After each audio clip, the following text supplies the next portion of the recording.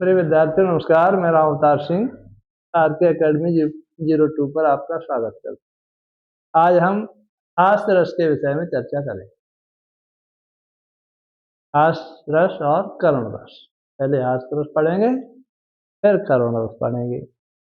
तो हास्य का समझ में ही आता है कि हंसी आ जाना, किसी घटना को, किसी दृश्य को, किसी के क्रियाकलाप को देख करके जब मन प्रसन्न हो जाता है, हंसी आ जाती है, तो वही होता है हास्य रस। हास्य रस परिभाषा समझते हैं पहले इसकी परिभाषा।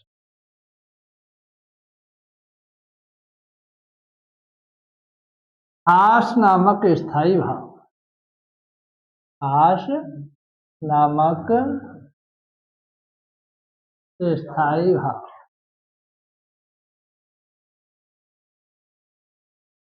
विभाव, अनुभाव और संचारी भाव।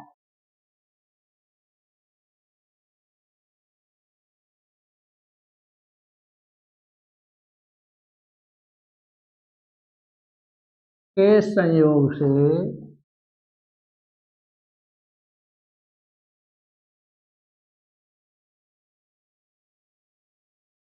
हास्य रस की निष्पत्ति होती है। निष्पत्ति होती है।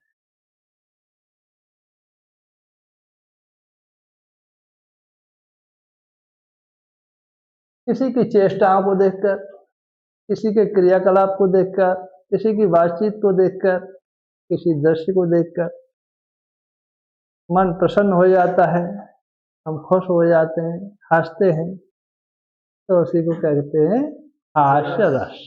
ठीक है। तो इसका एग्जाम्पल्स भी देखते हैं, उदाहरण देखते हैं, इसे हटाए देते हैं।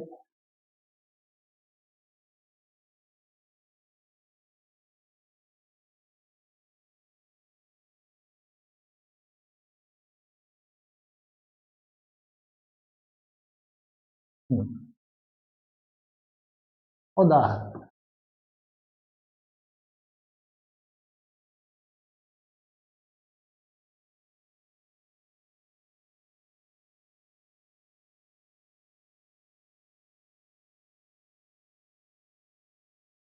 हास्य, हास्य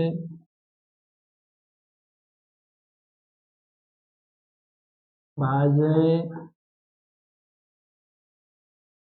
देख दुल्हा दिगंबर को, दिगंबर को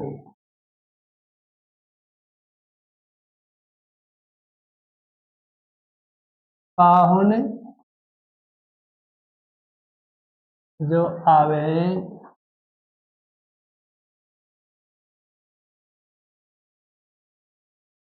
हिमाचल के उत्साह में, उत्साह में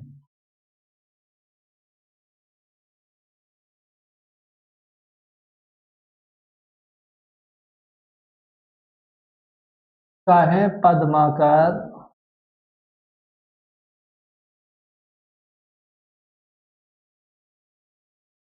काहू सो कहे सो कहा, कहा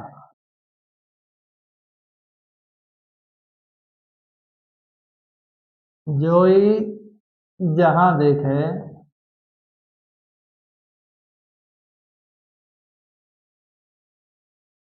हसाई तहां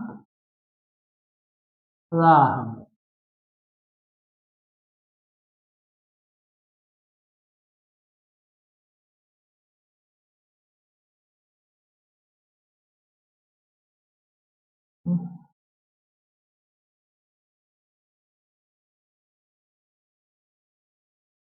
शीश पर गंगा हंसे,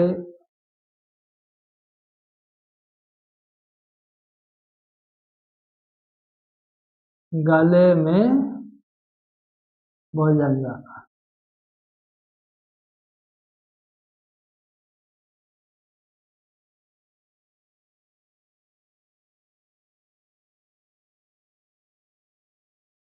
आस ही को दंगा भयो, दंगा भयो नंगा के विवाह। विवाह में क्या हुआ था, भोलेनाथ की बारात गई और भोलेनाथ कपड़ा तो पहना है, मेरे छाला लपेट लेते थोड़ी सी, और गहना काय का पहनते थे, सांपों का, गले में सांपों के पहनते थे हार। ठीक है। और जब किसी की बारात आती है तो ज्यादा उत्सुकता होती है दूल्हा को देखने के लिए। राजा की बेटी, हिमाचल राजा की बेटी की बारात आई थी। तमाम पाहुन कहते हैं रिश्तेदारों को, ध्यान रखना पाहुन कौन होते हैं, मेहमान। और मेहमान लोग तमाम रिश्तेदार देखने आए कि देखते हैं दूल्हा कैसा है, दूल्हा क्या देखा। दूल्हा आता है तो सजी हुई घोड़ी पे बैठ के बेकायद बैठ के आए, ना दिया बैल ना दिया पे सवार रह के आए। जब विवाह होता है तो बढ़िया बढ़िया कोट बनवाते हैं, और उन्होंने क्या पहन रखा था, मृगशाला, शेर की खाल। तो दूल्हा को देख के सब रिश्तेदार जहां देखते वहीं लोट पोट हो रहे थे। सभी क्या कर रहे थे, लौट रहे थे। तो ये हुआ हंसी का दंगा, नंगा भोलेनाथ के विवाह। क्या है, हास्य हास्य भाजे देख दुल्हा दिगंबर को, पाँव ने जो आवे है वहां चल के उठाओ। कहे पदमा कर काहू से कहे सुका जोई, जहां देखे आशाई तहां राह में। शीश पे गंगा हंसे, गले में भुजंगा हंसे। क्या बता, सिर पर गंगा जी हंस रही थी, भोलेनाथ के सिर पर सवार गंगा जी हंस रही थी, और गले में सांप हंस रहे थे। हंसी का दंगा हो गया भगवान शिव की बारात। याद रहना चाहिए। जरूरी नहीं है अगर आप परीक्षा में आ जाता है, पूरा नहीं लिख पाते हैं, आप इसकी 4 लाइनें लिख देते हैं तो छूट जाती हैं, तो भी काम चल जाएगा, बड़ा है। ठीक है। अब और उदाहरण लिखते हैं, इसे हटा देते हैं।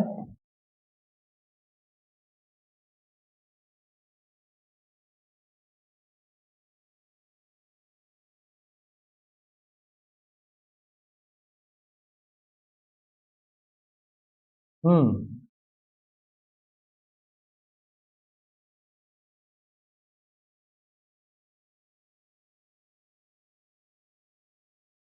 विंध्य के वासी उदासी, वासी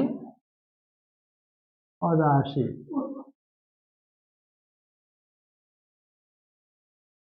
तपोव्रतधारी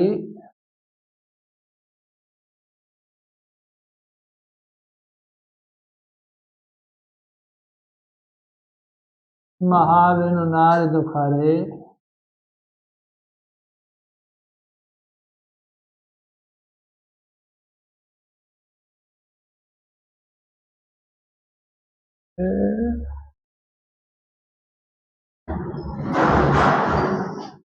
महा वेनु नार दुखारे।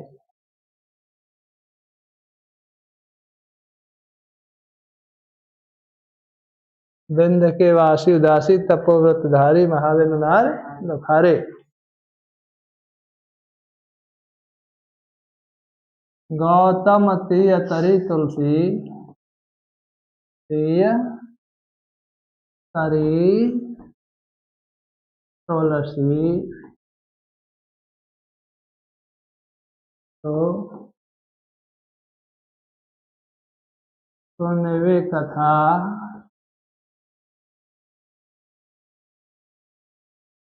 मुनि वृंद सुखारे, वृंद सुखारे।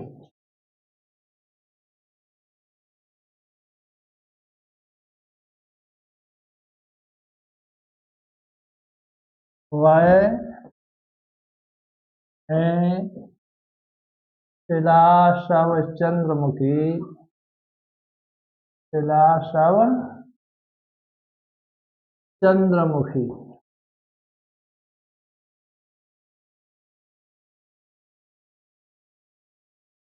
पर से पद मंजुल कंज तिहारे, तिहारे।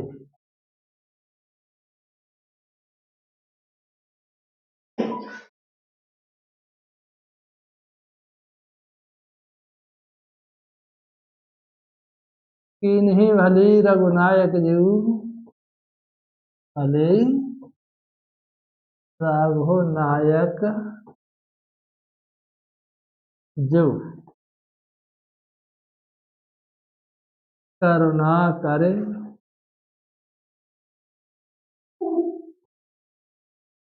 कानन को पावो धारे। ये देखिए क्या कहते हैं, विंध्य के वासी उदासी तपोव्रत धारी महाविनु नारी दुखारे, गौतम तीय तरी तुलसी सुनवे कथा मुनि वृंद सुखारे। वह है शिलाशव चंद्रमुखी, पर से पद मंजुल कंज तिहारे, कीनी भली रघुनायक जीव करुणा कर कानन को पग। क्या कह रहे हैं, ये वहां का वर्णन है। जाओ, श्री राम लक्ष्मण अपने गुरु विश्वामित्र जी के साथ और सीता जी के स्वयंवर में भाग लेने के लिए जा रहे हैं। तो कहाँ पहुंच गए, गौतम ऋषि के आश्रम में, जहाँ पर गौतम ऋषि की पत्नी अहिल्या शापित होकर पत्थर बन करके पड़ी हुई थी। भगवान श्री राम के चरणों के स्पर्श से वो शापित नारी सजीव स्त्री बन गई। वो शापित नारी और क्या हो गई, साक्षात स्त्री बन गई। पत्थर बनी हुई शिला कैसी हो गई, साक्षात स्त्री हो गई। इस दृश्य को सुन करके, देख करके सभी प्रसन्न हुए।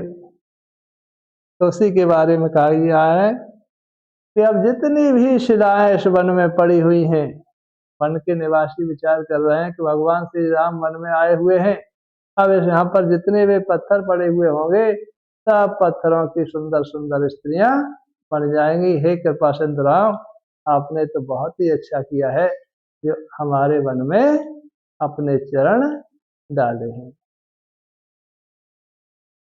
तो इस प्रकार से आप देख रहे हैं, जहाँ प्रसन्नता होती है, खुशी होती है, वही क्या होता है, हमारा आश्रय। और अब हम आपको ले चलते हैं करुण रस की ओर। हास्य करुण एक दूसरे के विरोधी है। करुण रस में क्या होता है, दुख होता है, और हास्य में खुशी होती है। हाँ,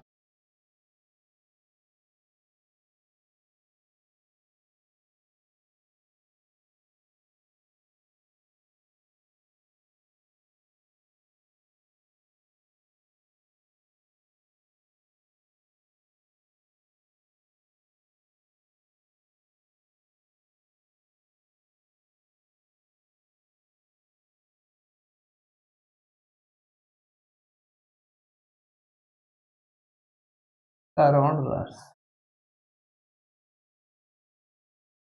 क्या है, देखिए करुण रस किसी के दुख को देख करके, किसी की ऐसी घटना घटित होती है हमारी आंखों के सामने, तो हमें भी दुख उत्पन्न हो जाए, तो वही क्या होता है, करुण रस। परिभाषा देखते हैं इसकी। उदाहरण लिखा है, ठीक है, उदाहरण है तो हटा लो, परिभाषा कर लो। परिभाषा, हाँ, शोक नामक स्थायी भाव, क्या बताया? शोक, शोक नामक स्थायी भाव, भाव, विभाव, अनुभाव और संचारी भाव।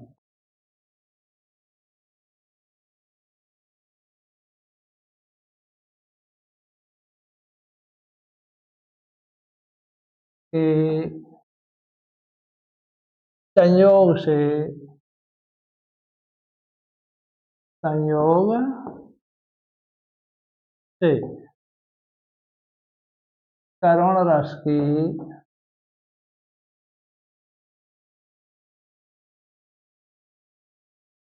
निष्पत्ति होती है। क्या बताया? शोक नामक स्थायी भाव, विभाव, अनुभाव और संचारी भाव के संयोग से करुण रस की निष्पत्ति होती है। किसी के दुख को देख करके, किसी दुखद घटना को देख करके, दुखद समाचार को सुन करके हम भी दुखी हो जाते हैं, हमारे मन में दुख उत्पन्न हो जाता है, तो उसे क्या कहते हैं? करुण रस। ठीक है,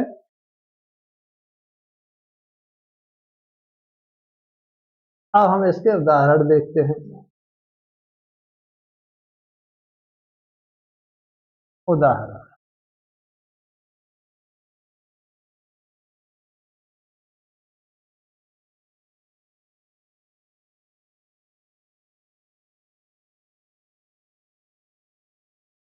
देखिए, ध्यान देना, वियोग श्रृंगार और करुण रस में कुछ ही अंतर होता है। कभी कभी तुम्हारे वियोग श्रृंगार के उदाहरण और करुण रस में भी चल जाए। कोई किसी के दुख में रो रहा है, वियोग के दुख में रो रहा है तो दुखी वो, तो वही उदाहरण करुण रस में। कभी ऐसा हो जाए तो ये नहीं देखना है कि ये हमने उदाहरण तो करुण रस में पढ़ा था, यहाँ वियोग में क्यों आ गया। समझ में आ गया?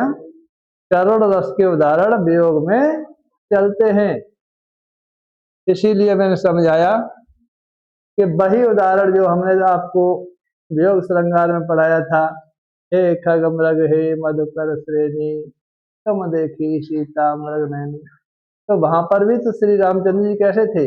दुखी रहे थे। कैसे दुखी? और दुखी होने के कारण वो रो रहे थे, पशु पक्षियों से पूछ रहे थे, भटक रहे थे।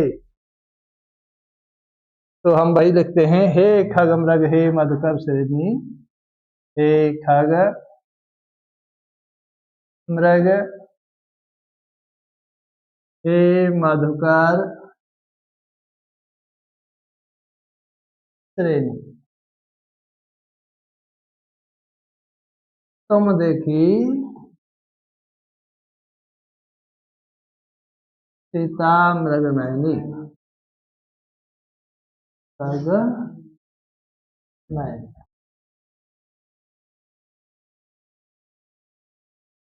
हे खग मृग हे मधुकर श्रेणी तुम देखी सीता मृग नैनी, करुण रस में भी चलेगा और वियोग श्रृंगार में भी चलेगा। हाँ, समझ में आ रहा है? अब हम दूसरा उदाहरण लेते हैं। हाँ, नहीं है, बड़ा चाहे कितना भी कर सकते हो।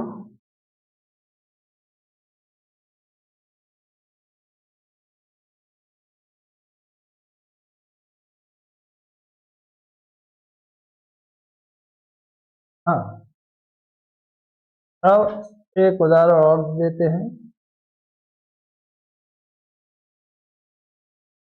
राम रावण का युद्ध चल रहा था। राम ने लंका पर चढ़ाई की थी। मेघनाथ ने हनुमान जी को शक्ति बाण मार करके निर्जीव अवस्था में पहुंचा दिया था। पूरा रामादल, राम की सेना शोकग्रस्त थी। राम अपने छोटे भाई लक्ष्मण के सिर को अपनी गोदी में रखे हुए और रो रहे हैं। ठीक है, क्या कह रहे हैं?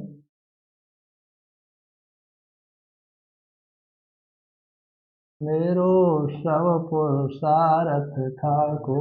क्या कहा? शव पुरुषारथ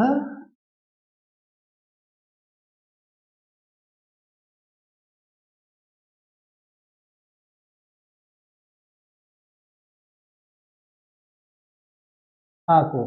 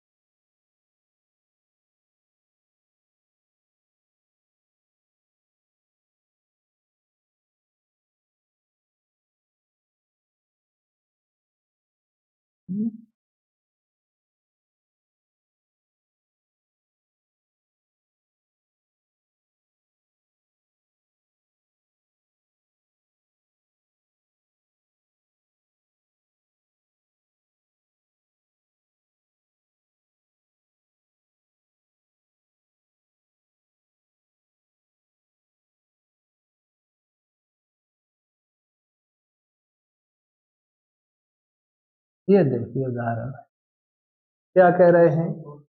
मेरो शव पुरुषारथ ठाकुर, विपत्ति बटावन बंधु बाहो बिन करो भरोसो काकू।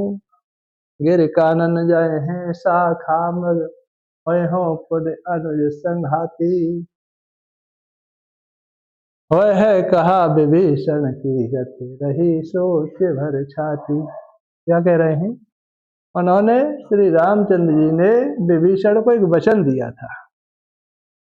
शुरुआत में जब लंका पर चढ़ाई की, विभीषण आकर के रामचंद्र जी से मिल गया, उनका मित्र बन गया कि रावण का वध करने के बाद विभीषण मैं आपको लंका का राजा बनाऊंगा। ये वचन दिया था। किसने दिया वचन? श्री रामचंद्र जी ने विभीषण को वचन दिया था। अब लक्ष्मण घायल अवस्था में पहुंच गए, उनके बचने की आशा नहीं थी। और कह रहे हैं कि अगर मेरा छोटा भाई लक्ष्मण जो मेरे साथ वन को आया था और लक्ष्मण मर गया तो मैं भी आत्महत्या कर लूंगा, और लक्ष्मण के साथ मैं आत्महत्या कर लूंगा। फिर मैंने जो विभीषण को वचन दिया है, बंदर शाखा मृग कहते बंदरों को, ध्यान रखना, शाखा मृग बंदर का पर्यायवाची है, शाखा मृग, याद रखना इसे। बंदरों की जो सेना है, भालू बंदरों की, ये तो वनों में चली जाएगी, पर्वतों पर चली जाएगी, है। और फिर मैंने जो विभीषण को वचन दिया है कि मैं आपको लंका का राजा बनाऊंगा, उस वचन का क्या होगा। मैं रघु के वंश में जन्म लेने वाला, आज तक मेरे किसी पूर्वज ने झूठ नहीं बोला है। अपने वचन के पालन के लिए मेरे पूर्वजों ने क्या किया है।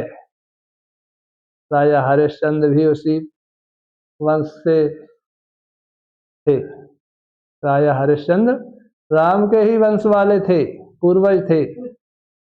अपने वचन के लिए उन्होंने क्या किया, बिक गए थे। उसी वंश में एक शिव नाम के राजा हुए थे, शिव, जिन्होंने कबूतर के प्राण बचाने के लिए अपना गोश्त बाज को खिला दिया। कबूतर राजा शिव की सुरक्षा में आ गया तो राजा ने क्या किया, अपना शरीर काट काट करके उस बाज को खिलाया और कबूतर के प्राण बचाए। महाराज दशरथ ने अपने वचन की पालन के लिए क्या किया था। महाराज दशरथ ने अपने प्राण त्याग दिए थे, और वही राम अब क्या कर रहे हैं कि मैंने भी एक वचन दिया है विभीषण को, और मेरे उस वचन का क्या होगा। इसीलिए बहुत दुखी हैं, रो रहे हैं। क्या कह रहे हैं, मेरो सब और सारथा को विपत बटावन बंध भाव बिन करो भरोसो काकू। गिर कानन जाए हैं शाखा मृग, बंदर पर्वतों पर और वन में चले जाएंगे। होय हो पुनः अनुज संघाती, मैं अपने छोटे भाई लक्ष्मण के साथ आत्महत्या कर लूंगा। फिर होय है कहा विभीषण की गति, और विभीषण को जो मैंने वचन दिया है लंका का राजा बनाने का, उसका क्या होगा। इसीलिए मेरा हृदय फटा जा रहा है। तो ये देखिए, आपको याद होना चाहिए, बड़े अच्छा उदाहरण है और परीक्षा के लिए बहुत उपयोगी है। आओ आप लोगों को ध्यान से, समय से इनको पढ़ना चाहिए, कंठस्थ करना चाहिए, और अपने कुछ कमेंट्स मेरे लिए भेजें ताकि मैं अपनी शिक्षा के स्तर में कोई सुधार भी कर सकूं। हो सकता है कि मेरे द्वारा कोई त्रुटियां हो जाती हों, तो आप बताएंगे, अवगत कराएंगे, तभी तो इसमें सुधार हो सकता है। धन्यवाद। धन्यवाद। यदि आपको मेरी वीडियो अच्छी लगी हो तो इसको लाइक करना है और चैनल को सब्सक्राइब भी करना है।